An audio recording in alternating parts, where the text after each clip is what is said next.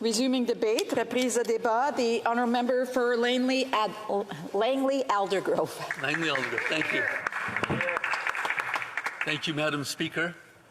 It is an honour for me today to rise in response to the speech from the throne that was presented by the Governor General in the other House on November 23rd, 2021. And in that speech, in her opening comments, she makes reference, of course, to the recent flooding in the Fraser Valley and in southern British Columbia. The memories were very fresh at that time. They are still very fresh today. And Madam Speaker, I want to start on a positive note. I agree with the statement made in the Governor General's opening remarks. And she said, "But in a time of crisis, we know how Canadians respond. We step up and we are there for each other." And I agree with that. There are many, many examples of Canadians stepping up to help each other in this time of crisis.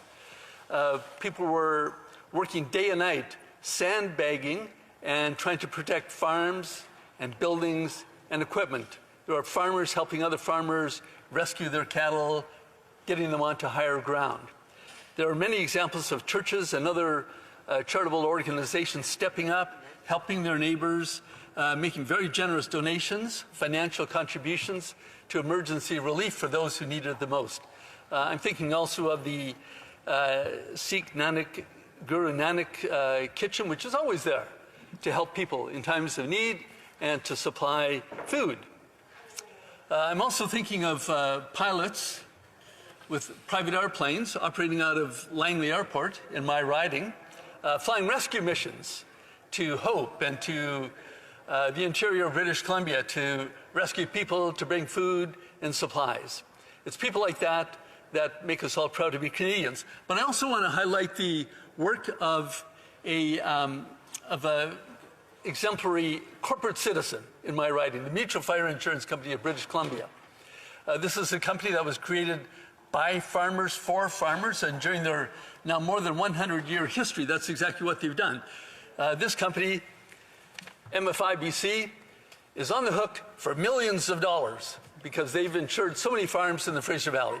But they are happy to step up to honor their commitments and to pay out on insurance premiums. This is what they do, farmers helping farmers. But on top of that, this great corporation has also made a very, very generous donation of almost $500,000, beyond its legal obligations to do so, to help those most in need and who are perhaps without insurance. So this is what Canadians do. Yes, we are all very proud of them.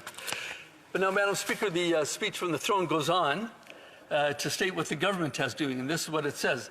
The government will continue to be there for the people of British Columbia. Well, sadly, the government was not there in response to studies, many studies, done after the 1990 flooding.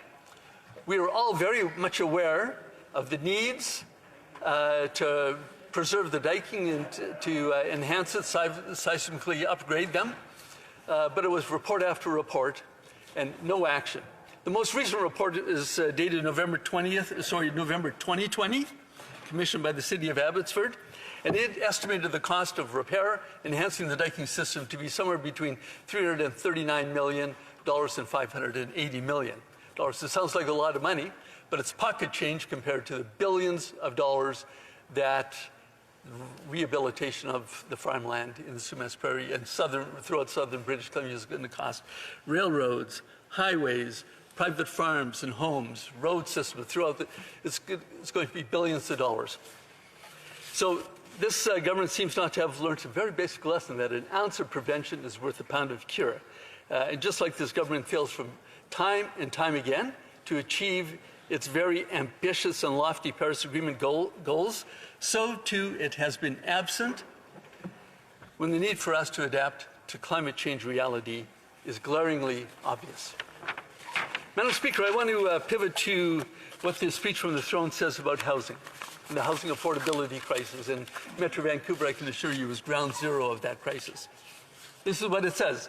Whether it is building more units per year, increasing affordable housing, or ending chronic homelessness, the government is committed to working with its partners to get real results. Well, Madam Speaker, let me tell you about real results that ordinary Canadians have been waiting for and are running out of patience that it'll ever arise. I was speaking with Allison in my riding just the other day, and she and her partner have been doing everything right. They want to buy a townhouse in Langley. They've saved up a lot of money for a down payment. They earn pretty good money. They've pre-qualified for a mortgage, and they understand the housing market. They've been bidding, hoping to get a house yet. One bid after another, they have failed. 10 times they bid on a property, 10 times they have failed. The most recent time they decided to bid way over asking price, and yet they failed. So she's giving up hope. She's asked me, what am I doing wrong? I said, you're not doing anything wrong. It is your government that doesn't understand the basics, economic principles that is driving up housing costs. If the cost of something is too high, it means that the supply isn't keeping up with demand. So build more homes. There's another thing that our federal government doesn't seem to get, and they did not anticipate what pumping billions of dollars of liquidity into the marketplace in response to the pandemic was going to do to inflation. There's billions of dollars of cash out there, and that is what's partially what is driving up supply. So what is driving up prices. So here's an idea that the government can adopt from the Conservative Party's platform, and that is to restrict the sale of homes to Canadians rather than to foreign investors. I don't know how many of these 10 houses that Allison bid on went to a foreign investor. I don't know that, but I'm sure that it's a safe guess to say that foreign money has at least been driving up prices in Canada, making it near impossible for young families to buy a home. So that's an idea that this government can adopt from the Conservative platform. Two ideas, as a matter of fact. Number one, increase the supply, work with other levels of government to find a way to increase the supply so that it meets demand. And secondly, adopt our proposal for a 2-year ban on foreign investment in new housing. Two great ideas. Please adopt them. Madam Speaker, I want to just pivot to what the speech on the throne says about truth and reconciliation. And I quote, "We know that reconciliation cannot come without truth. As the government continues to respond to the calls to action, it'll invest in that truth, including with creating a national monument to honor survivors." Well, Madam Speaker, I've spoken with residential school survivors that live in my riding, Kwantlen First Nation people, right next door to beautiful historic Fort Langley. And for them, the memories are fresh, the pain is real, and the anger is just below the surface. I asked them, what can the government do to help? What, as your member of parliament, can I do to help? I didn't ask them what they thought about a monument. I hadn't read that. And maybe a monument is a good idea. I will ask them next time I meet them. But this is what they told me that they need. This is what their children are telling me that they need. They want local care for seniors designed by First Nations, for First Nations, at home, not in an institution on the reserve. These survivors of residential schools don't trust government-sponsored institutions. So they do not want institutional care. What they're looking for is long-term care on reserve. Now, there was a study that was brought to my attention